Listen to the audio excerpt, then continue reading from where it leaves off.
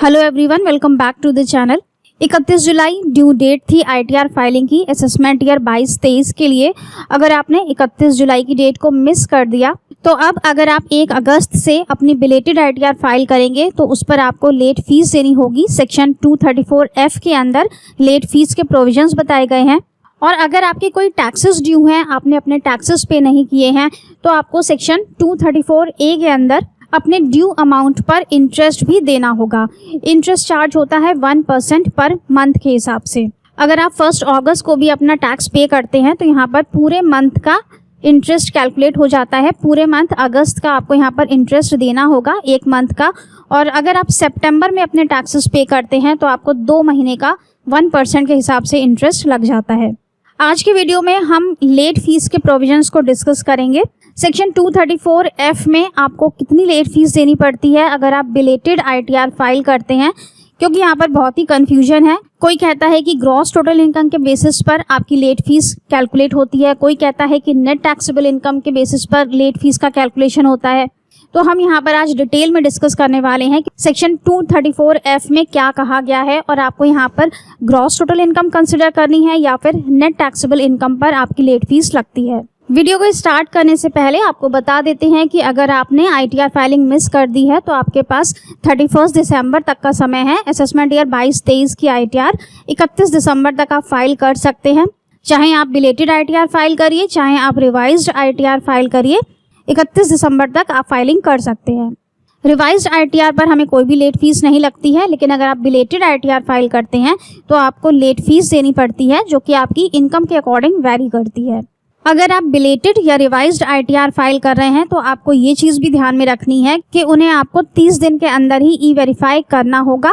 120 दिन का समय जो पहले दिया जाता था उसे विड्रॉ कर दिया है। चाहे आप ऑनलाइन मोड से करिए और चाहे आप ITR-V को बेंगलोर सेंड करिए, दोनों ही केसेस में आपके पास 30 डेज़ का टाइम ही रहेगा।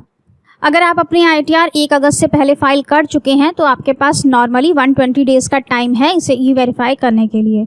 चलिए चलते हैं आगे वीडियो में और देखते हैं कि कितनी टोटल इनकम पर आपको लेट फीस लगती है और किस पर आपको लेट फीस नहीं देनी पड़ती है। सबसे पहले बात करते हैं मैक्सिमम लेट फीस की कि मैक्सिमम लेट फीस हमें कब लगती है। जबकि हमारी नेट टैक्सेबल इनकम 5 लाख के ऊपर जाती है तब हमें 5,000 रुपये की लेट फीस लगती है। नेट टैक्सेबल इनकम का मतलब है आपकी जितनी भी ग्रॉस टोटल इनकम है, आपके पास सैलरी है, इनकम फ्रॉम हाउस प्रॉपर्टी है, इनकम फ्रॉम अदर सोर्सेज है, आपको कोई short term capital gain, long term capital gain हो रहा है, तो सारी इनकम मिलाकर बनती है gross total income.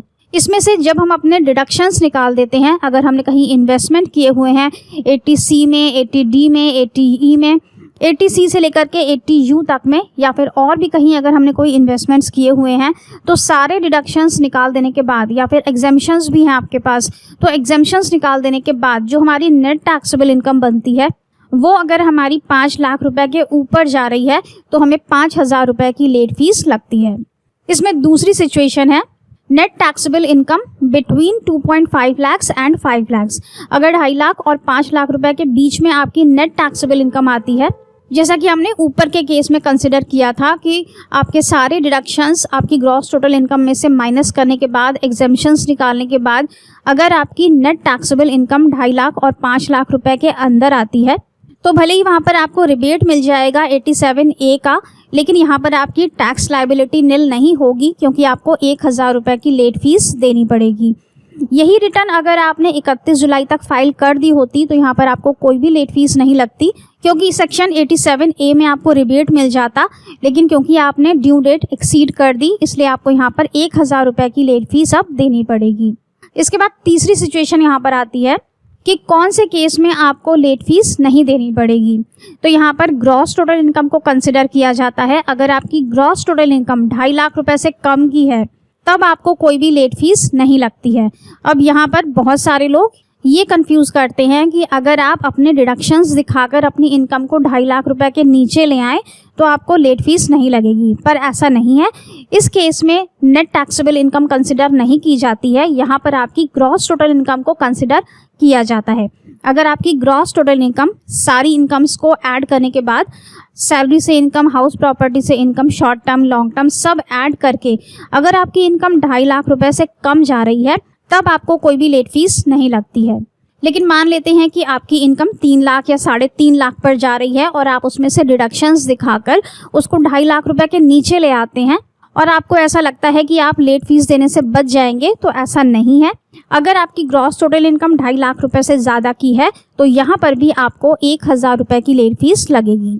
I hope कि इस वीडियो से आपको काफ़ी कुछ क्लियर हो गया होगा कि किस केस में आपको नेट टैक्सेबल इनकम को कंसिडर करना है और किस केस में आपको ग्रॉस टोटल इनकम को कंसिडर करना है लेट फीस के कैलकुलेशन के लिए। वीडियो अच्छा लगा हो तो चैनल को सब्सक्राइब जरूर कर लीजिएगा, दूसरों के साथ इसे लाइक एंड शेयर कर दीजिएगा। Thank you so much for watching this video. Stay safe and healthy. Bye bye.